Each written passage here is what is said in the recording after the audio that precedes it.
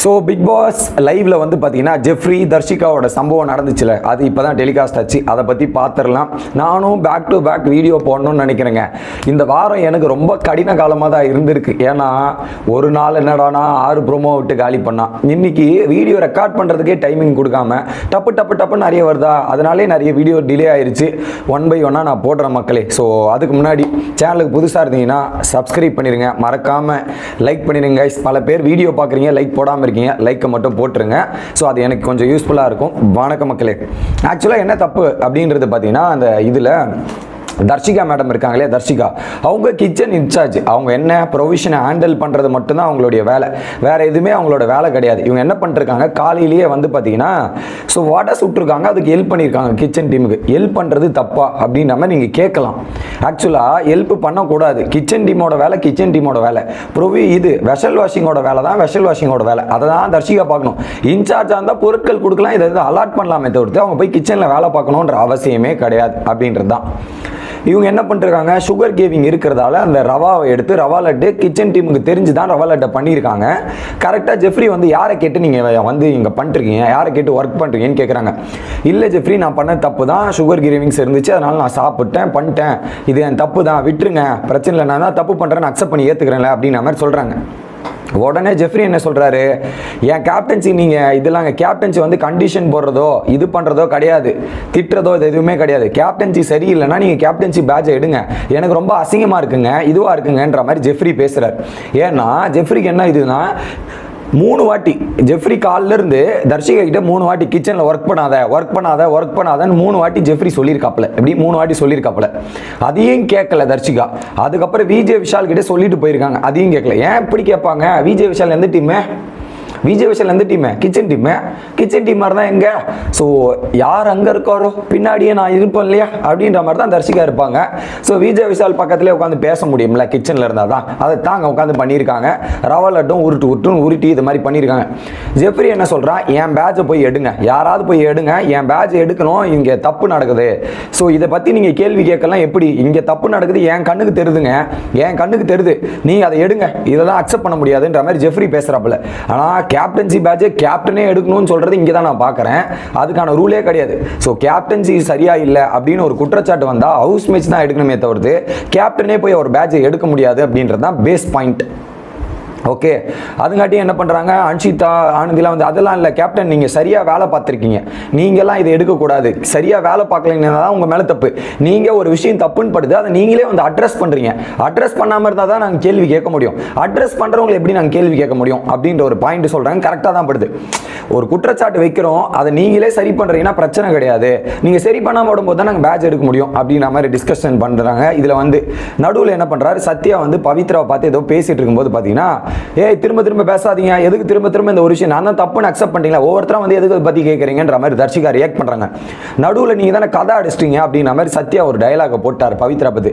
நான் பார்த்தீங்களா, நான் கதை அடிச்சிட்டு இருந்தேன், நீங்கள் பார்த்தீங்களா, இப்படிலாம் அனாவசியமாக பேசாதீங்க சத்யா, அவ்வளோதான் சொல்லிட்டேன் பார்த்துங்கன்ற மாதிரி பவித்ரா கோவம் வந்து ரியாக்ட் பண்ணுறாங்க. அந்த இடத்துல நான் அவகிட்ட சொல்லிட்டேன், அதையும் மீறி அவள் தான் வந்தான்ற மாதிரி அங்கே ஒரு டிசிஷன் நடக்குது. அதுக்கப்புறம் என்ன பண்ணுறாங்க, எல்லாம் வா மேடைக்கு வான்ற மாதிரி எல்லாரும் அந்த லிவிங் ஏரியாவில் வச்சு ஒரு மீட்டிங்கை கண்டக்ட் பண்ணுறாங்க. மீட்டிங்கை கண்டக்ட் பண்ணும்போது முத்துக்குமார் முதல்ல எழுந்து, இது கிச்சன் டீமோட தப்பு தான், இதை நாங்கள் அக்செப்ட் பண்ணி ஏற்றுக்கிறோம், அவங்க வந்து ஒர்க் பண்ணிட்டாங்க, இதுக்கு முன்னாடியும் பல கேப்டன்சிலே நடந்திருக்கு அப்படின்றது தான். ஓகே, பல இடங்கள்ல இதுவும் நடந்திருக்கு. ஐ மீன் இதுக்கு முன்னாடி கேப்டன்சியில் கூட ஹெல்ப்புக்காக பல பேர் வந்து பண்ணியிருக்காங்க. அதுக்கு முன்னாடிலாம் வந்து அந்த சம்மந்தி பிரச்சனை கூட 2 டீமே கம்பைன் பண்ணிலாம் நம்ம சம்மந்திலாம் செஞ்சுருக்கோம். இந்த மாதிரி பல நிகழ்வுகள் நடந்திருக்கு. ஓகே, ஆனால் இப்போ இது வந்து அவங்க பண்ணிட்டு இருக்காங்க, அது தப்பு தான், அதுக்கு அவங்க மேலே பனிஷ்மெண்ட் கொடுக்காதீங்க, கிச்சன் டீம் நாங்கள் தானே அது ரெஸ்பான்சிபிளாக இல்லை, எங்கள் மேலே பனிஷ்மெண்ட் கொடுங்கன்ற மாதிரி முத்துக்குமார் பேசுகிறார். எப்படி எங்கள் மேலே தப்பு, அவங்க மேலே தப்பு கிடையாது, எங்களுக்கு கொடுத்துருங்க பனிஷ்மெண்ட் அப்படின்ற மாதிரி முத்துக்குமார் பேசுகிறார். இதெல்லாம் ஒரு பக்கம் நடக்குது. உடனே அன்ஷிதா இது பவித்ரா எழுந்து கிளாரிஃபை பண்ணுறாங்க, நான் அவங்க கிட்டே சொல்லிட்டேன், அது கேட்காம இருந்தது யாருடைய தப்புனா சத்யா அவர் சொன்னார்ல கதை அடிச்சுட்டு, நான் சொல்லிட்டேங்க, நான் அவர் பார்க்காம பேசிட்டு இருக்காரு அப்படின்ற மாதிரி சொன்னேன். சத்யா சொல்கிறார், நான் பார்த்துட்டு தான் பேசுகிறேன், பார்க்காமலாம் பேசலன்ற மாதிரி சத்யா சொல்கிறார். நடுவில் அன்ஷிதா கையை தூக்கி எழுந்து, எங்க அவங்க பண்ணது தப்புங்க, இதெல்லாம் தப்பு, அவங்க கிரேவிங்னா அந்த ரவையை எடுத்து பண்ணிட்டாங்க, ஸோ நீங்கள் கேப்டன் சொல்லியும் பண்ணிட்டாங்கன்னா இப்போ அவங்களுடைய தப்பு, அதுக்கு அவங்க என்ன பண்ணாங்க, அந்த 17 ரவா லட்டையும் அவங்களே சாப்பிட சொல்லுங்கள், அவங்க மேலே பனிஷ்மெண்ட் அதுதான் பண்ணணும், அவங்களே சாப்பிட சொல்லுங்க, இதுதான் பனிஷ்மெண்ட் அப்படிங்கிற மாதிரி ஓப்பனாக உடச்சி விட்றாங்க அன்ஷிதா. அதுக்கப்புறம் என்ன பண்ணுறாரு, டிஸ்கஷன் ஒவ்வொருத்தராக வருது, இதெல்லாம் வருது. ஒரு பாயிண்ட்ல வந்து சௌந்தர்யா இருக்காங்களே, போயிட்டு அந்த கேப்டன்சியோட பேட்ச், அந்த ஃபோட்டோவோட பேட்ச் எடுக்கிறாங்க. ஹவுஸ்மெண்ட்ஸ்லாம் இது ஏன் போய் எடுத்த, கேப்டன் எடுக்க சொன்னார், நான் எடுத்துங்க, அவர் ஃபீல் பண்ணுறாருல அப்படின்ற மாதிரி விஷயம் நடக்குது. அப்போ என்ன பண்ணுறாரு, சௌந்தர்யா எழுந்து ஒரு விஷயம் சொல்கிறாங்க, இங்கே பாருங்க தர்ஷிகா பண்ணதான் தப்பு, அதில் மாற்றுக்கிறதுல. ஆனால் எனக்கு ஒரு ஃபீலிங் இருக்குது, கேப்டன்சியை யாருமே மதிக்க மாட்டாங்க, இந்த கேப்டன் சொன்னதை யாருமே கேட்க மாட்டாங்கன்ற மாதிரி ஒரு பாயிண்ட்டை உடைக்கிறாங்க. அதே தான் ஜெஃப்ரியும் ஃபீல் பண்ணுறாரு, என் கேப்டன்சி யாருமே சொல்கிறத கேட்க மாட்டீங்களேன்ற ஒரு ஃபீல் நடக்குது. அதை உடைச்ச உடனே என்ன பண்ணுறாரு ஜெஃப்ரி, ரெண்டே விஷயம் கேட்குறான். இப்போ நான் ஒரு விஷயத்த சொல்கிறேன், அதை நீங்கள் யாருமே கேட்க மாட்டீங்கன்னா யார் மேலே தப்பு, உங்கள் மேலே தப்பு கிடையாது, என் மேலே தப்பு, ஜெஃப்ரி ஆகிய நான் என் மேலே தப்புன்ற மாதிரி ஜெஃப்ரி சொல்கிறார். இதே போன வாரம் தீபக் கேப்டன்சியில் மைக்கு எல்லாரும் செக் பண்ணுறீங்க, தீபக் அண்ணா வந்து பயப்படுறீங்க, கரெக்டாக ஃபாலோ பண்ணுறீங்க. அப்போ நான் அதே மாதிரி இருக்கணும் தானே, நான் உங்களுக்கு ஒரு ஃப்ரீடம் கொடுக்கணும்னு நான் கொடுத்தேன். ஆனால் அந்த ஃப்ரீடமை நீங்கள் இந்த மாதிரி பயன்படுத்தினா அது எப்படி சரியாக இருக்கும், எப்படி சரியாக இருக்கும், ரொம்ப தப்பாக தானே இருக்கும். அப்போ நான் அந்த ஃப்ரீடம் இதுவாக இருக்கணும்ல, மாறிக்கணும்லன்ற மாதிரி ஜெஃப்ரி கேட்குறான். இப்படி வேலிடான அது லிட்ரலி சரியான பஞ்சு அடி பொழந்துட்டான், ஒரே டைலாக்கு இது பண்ணிட்டான். ஓகே, இதை கேட்டான். அதுக்கப்புறம் பார்த்தீங்கன்னா ஜாக்லின் எழுந்து பதில் சொல்கிறாங்க, அப்படிலாம் கிடையாது ஜெஃப்ரி, உன் கேப்டன்சி இது உன்னோட ரீதி, தீபக் அண்ணா கூடலாம் கம்பேர் பண்ண வேண்டியல, அவருடைய கேப்டன்சி அவரோடது, உன்னோட கேப்டன்சி உன்னோடது.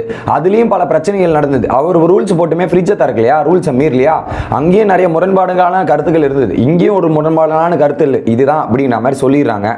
அதுக்கப்புறம் என்ன பண்ணுறாங்க, இப்படியே டிபேட் திரும்ப மாற்றி ஜெஃப்ரி இது பேசான்ற மாதிரி. ஜெஃப்ரி என்ன சொல்கிறாரு, நான் சொல்கிறது யாரும் கேட்க மாட்டேங்க, இது மாதிரி இருக்குது, எனக்கே அந்த கேப்டன்சி எனக்கு பிடிக்கல. ஸோ கேப்டன்சினா என்ன, தப்பு பண்ணால் அந்த தப்பு நீங்கள் சொல்லணும், அதை நீங்கள் சொல்ல மாட்டேங்கிறீங்க, இது பண்ண மாட்டேங்கிற மாதிரி எல்லாரும் எழுந்து திரும்ப சொல்கிறாங்க. கேப்டன் நீங்கள் உங்களோட வேலையை சரியாக பண்ணுறீங்க, அதில் எனக்கு தப்பே கிடைக்கல, ஸோ தப்பு கிடைச்சா நாங்கள் பண்ணலாம். அதில் வந்து பார்த்தீங்கன்னா நீங்கள் இப்போ எடுத்துக்கிற முடிவு நல்ல முடிவுன்ற மாதிரி மஞ்சுரி எழுதி சொல்கிறாங்க. இப்போ நீங்கள் எடுத்துருக்கிற முடிவு அருமையான முடிவுங்க, இதுக்கப்புறம் யாருமே இது மாதிரி பண்ண மாட்டாங்கன்னு பாருங்கள், பண்ண மாட்டாங்க, அது ஒரு கான்சியஸான ஒரு டிசிஷன் அப்படிங்கிற மாதிரி சொல்லிட்டாங்க. ஆனால் ஜெஃப்ரி எனக்கு என்ன பிடிச்சிருக்குன்னா, அவன் பண்ணது தப்புன்னு அவனே வந்து சொல்லிட்டாங்க, ஒரு மாஸ் பண்ணாம பற்றியா தான் மாஸ்ன்னு நான் நினைக்கிறேன். எனக்கு இப்போ தப்பாக தெரியுதுங்க, நீங்கள் எனக்கு மரியாதை கொடுக்குற மாதிரி தெரிலங்க அப்படின்னு சொல்லிட்டு அவனுக்காக அவன் வந்து நிற்கிறான் பாருங்க, மாஸ் செக்மெண்ட் அந்த இடத்துல. அதுக்கப்புறம் என்ன பண்ணுறாங்க, கிச்சன் இன்சார்ஜை மாற்றிடலாம் அப்படின்ற மாதிரி சொல்கிறாங்க. தர்ஷிகா வந்து சொல்கிறாங்க, கிச்சன் இன்சார்ஜோட பொறுப்பு எனக்கு வேணாங்க, கிச்சன் இன்சார்ஜாக தானே எனக்கு பொறுப்பு, அதனால தானே எனக்கு தப்பு வருது, அந்த பொறுப்பே வேணா நீங்கள் தூக்கிறீங்க, வெஷலில் விட்டா வெஷலில் மட்டும் நான் இருந்திருப்பேன், கிச்சன் இன்சார்ஜாக தான் நான் வந்து வேலை பார்த்தேன்ற மாதிரி அப்படி போட்டாங்க. தர்ஷிகா எப்படி அந்த பாயிண்ட் இப்படி உள்டா திருப்பி போட்டாங்க.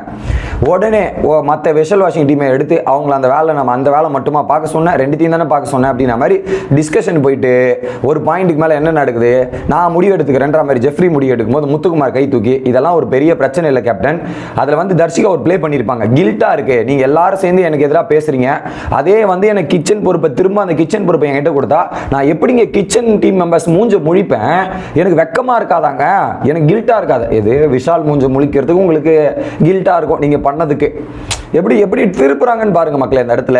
ஸோ தப்பு பண்ணிட்டாங்களாம், அதே கிச்சன் டீமுக்கு போய் இருந்தால் கில்ட்டா இருக்கும்ன்ற மாதிரி சொல்லி அவங்க அப்பெல்லாம் கிடையாது, அந்த பதவியை விட்டுட்டு ஜாலியாக ஃப்ரீடமாக இருக்கலாம்னு ட்ரை பண்ணுறாங்க. இல்லை நீங்கள் பண்ண பதவியை நீங்களே முடிச்சுட்டு போயிருங்கன்னு. எனக்கு இன்னொரு கேள்வி, தர்ஷிகா மேடம் நீங்கள் தான் கிச்சன் இன்சார்ஜ், நேற்று அந்த கிச்சன் இன்சார்ஜ் யாரோ திருட்டு பிரியாணிக்கு பிளான் பண்ணாங்களே, அந்த விஷயம் உங்களுக்கு தெரியுமா இல்லையா? பிளான் பண்ணாங்க நேற்று நைட்டு, அதையும் கேட்டு தெரிஞ்சுங்க. கிச்சன் இன்சார்ஜாக நடக்காமல் பார்த்துக்கணும், அது உங்களோட கடமை, மாட்டுவீங்க இல்லைனா.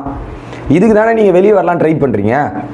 உடனே வந்து கில் ட்ரீட்டாக இருக்குது, எனக்கு எல்லாரும் இப்படி பேசுகிறீங்க, அதுவும் 17 லட்டு என்ன சாப்பிட சொல்கிறீங்க, இதெல்லாம் சாப்பிட சொல்கிறீங்க அப்படின்ற ஒரு டிஸ்கஷன் வருது. உடனே முத்துக்குமார் எழுதி சொல்கிறான், எது இங்கே கிச்சன் டீமுக்குள்ள பிரச்சனை, கேப்டன் அது உங்களோட முடிவு, நீங்கள் என்ன முடிவு சொல்கிறீங்க சொல்லுங்கள் அப்படின்னும் போது எனக்கு அவங்க தான் கிச்சன் டீமில் இருக்கணுன்ற மாதிரி ஜெஃப்ரி சொல்ல, முத்துக்குமார் சரி கலை கிச்சன் டீம் நாங்கள் 6 பேர் டிஸ்கஸ் பண்ணிக்கிறோம், நீங்கள் எல்லாம் கிளம்பி போங்க, சாப்பாடு ரெடி ஆச்சு வந்து சாப்பிடுங்கன்ற மாதிரி முடிச்சு விட்டாப்பல முத்துக்குமார். ஸோ எனக்கு ஜெஃப்ரி கேட்ட கேள்வி கரெக்ட் தான், ஆனால் மற்றவங்களை ட்ரீட் பண்ணுற விதமும் ஜெஃப்ரி ட்ரீட் பண்ணுற விதமும் டோட்டலி டிஃபரன்ஸாக இருக்குங்க. ஜெஃப்ரி தானே அப்படின்ற மாதிரி ஒரு பதட்டமே இல்லாமல் ஒரு சீரியஸ்னஸ் இல்லாமே இருக்காங்க. அதில் ஜாக்லின் ஒரு பாயிண்ட் ஹைலைட் பண்ணியிருப்பாங்க. ஸோ நீ கேப்டனாக இருக்கிறது வந்து நீ கேப்டனாக பண்ணுற, அதை மதிக்கிறது மதிக்காதது யார் கையில் இருக்குன்னா ஹவுஸ்மேட்ஸோட கையில் இருக்குது, உன்னை எப்படி ட்ரீட் பண்ணுறாங்கன்றது அவங்க கையில் தான் இருக்குது அப்படின்னு. ஸோ எனக்கு தெரிஞ்சு ஜெஃப்ரியை கேப்டனாக மதிக்கிற மாதிரி இல்லை. முத்துக்குமார் சொல்கிறாரு, நீங்கள் சொல்கிறத மதிக்கிறோம், அதனால தான் நீங்கள் சொல்கிறதெல்லாம் வந்து கேட்குறோம், உங்கள் மேலே எந்த தப்புமே கிடையாது, இதெல்லாம் கிடையாது அப்படின்ற மாதிரி அந்த இடத்துல முடிவு ஆகுது. நீங்கள் என்ன நினைக்கிறீங்க, ஜெஃப்ரி மேலே தப்பா இல்லை தர்ஷிகா மேலே தப்பா அப்படின்றது கேளுங்க. தர்ஷிகா அதில் சாச்சனா மேடமுக்கு நேற்று நைட்டே தெரியுமா தர்ஷிகா கிச்சனில் வந்து ஒர்க் பண்ணுறது, அப்பயே சொல்லிட்டாங்களாம். திரும்ப ஒர்க் பண்ணுறாங்களா, அது ஏன் ரிஸ்ட்ரிக்ட் பண்ணல சாச்சனா அப்படின்ற ஒரு கேள்வி வருது. உடனே சௌந்தர்யா இதுக்கு மெயின் ப்ராப்ளமே சாச்சனா தான், அசிஸ்டன்ட் கேப்டன் ஏன் அட்ரஸ் பண்ணல, அதை அவங்க அட்ரஸ் பண்ணியிருக்கணும்ல, அவங்க அட்ரஸ் பண்ணாமல் விட்டது யாருடைய தப்புன்ற மாதிரி சாச்சனாக்கு எழுதுறா அந்த ஒரு டிபேட் நடக்குது. சாச்சனா தெரிஞ்சிருந்ததை நிறுத்திருக்கலாம்ல. அப்போ என் மேலேயும் தப்பு இருக்குன்னு சாச்சனா அந்த பிளேம் வாங்கிட்டாங்க. என்னது கேப்டன் மட்டும் தான் ஸ்கோர் பண்ணுவாரா, நானும் அசிஸ்டன்ட் கேப்டனும் ஸ்கோர் பண்ணுவோம்ல, எனக்கு ஸ்கோரிங் முக்கியன்ற மாதிரி சாச்சனா அந்த இடத்துல ஸ்கோர் பண்ணதாக தான் நான் பார்க்குறேன். ஸோ இதுதான் தற்போதைய லைவ் நிலவரம். அடுத்த 2 வீடியோ இருக்கு மக்களே, இது அப்லோட் பண்ணிட்டு டப்புன்னு முடிஞ்ச அளவுக்கு ரெக்கார்ட் பண்ணி அனுப்புகிறேன். Bye guys.